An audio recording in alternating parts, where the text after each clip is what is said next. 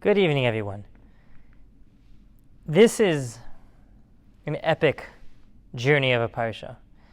If you look at the amount of real estate that Avram covered, leaving Ur Kasdim, Haran, the middle of the kind of the end of the Fertile Crescent in what is now known as Iraq, and traveling from there to the land of Israel, then traveling to Egypt, then going from Egypt back to the land of Israel, from the land of Israel tracing the 4 kings and the 5 kings and that whole brouhaha, check it out in the parsha, all the way up to Damascus and then coming back down. If Avram would have been an Uber driver, that would be one massive fare. And hopefully the person he'd be driving would have had a nice tip at the end of it.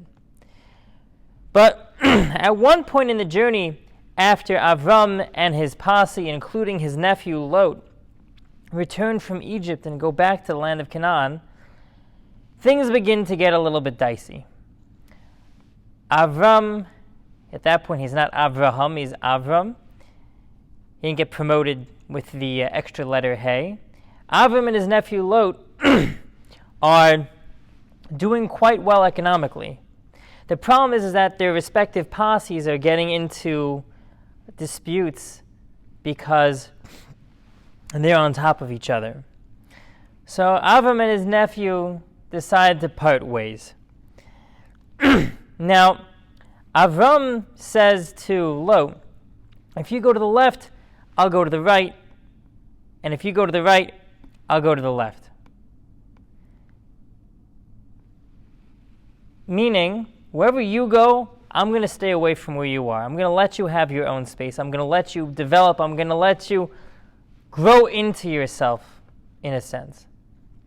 And Lot chooses an area known as Sodom. Sodom is located in the modern Dead Sea area of the land of Israel, and it's important to keep in mind that the way it looks now is not the way it looked then. But we'll get to that in next week's parsha. This week, it is a fertile, lush, coastal plain next to a beautiful lake. And Lot chooses that area as the verses in our parsha indicate because it was nice. He went there because it was very affluent, it was very comfortable. The problem was that it led to his spiritual demise. And the issue was that he chose a place that emphasized physical comfort and decadence to the point of immorality and corruption.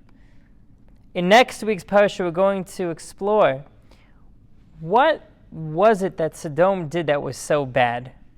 But in this week's parsha, all we know is they are a party city.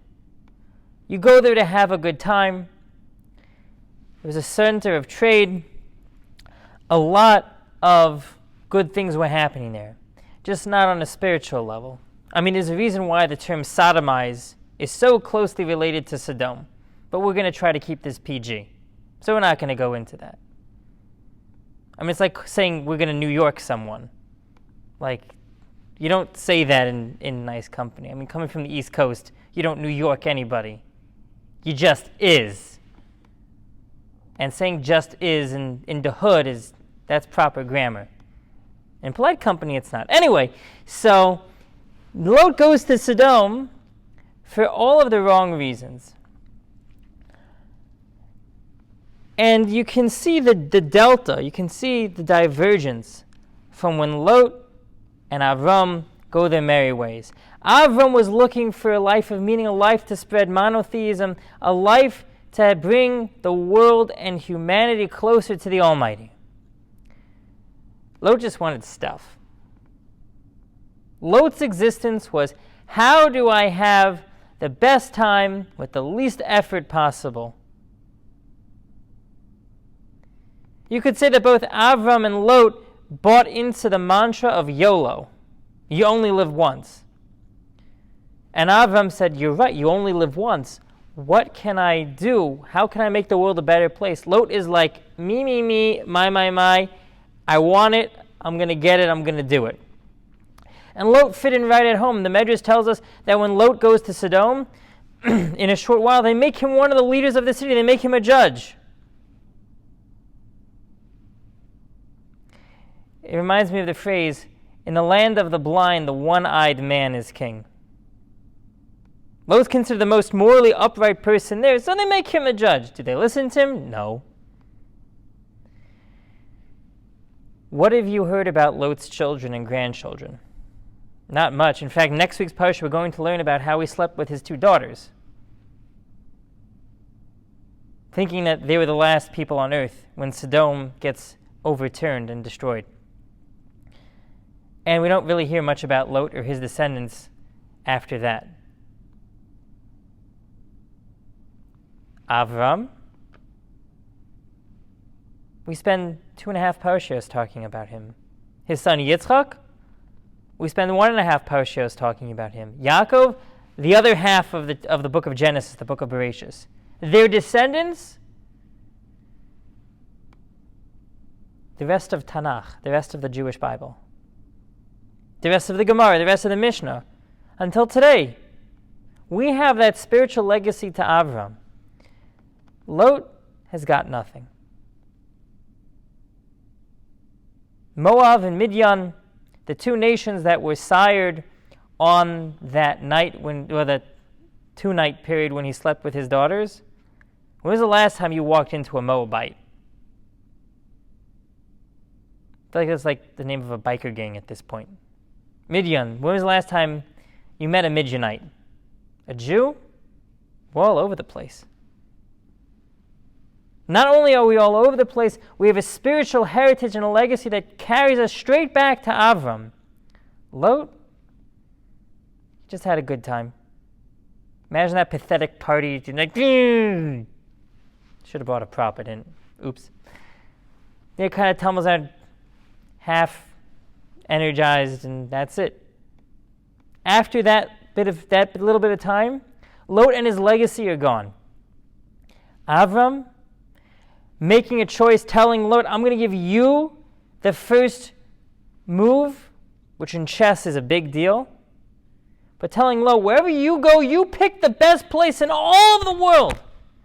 I'll stick away. I'll give you your space. I'll be there when you need, when you get into trouble in a war. But other than that, I'm going to take a step back. I'm going to let you do you. You don't have to live in my shadow anymore. Avram makes a move to protect his spiritual legacy, to make sure that he doesn't get caught up in Lot's corruption.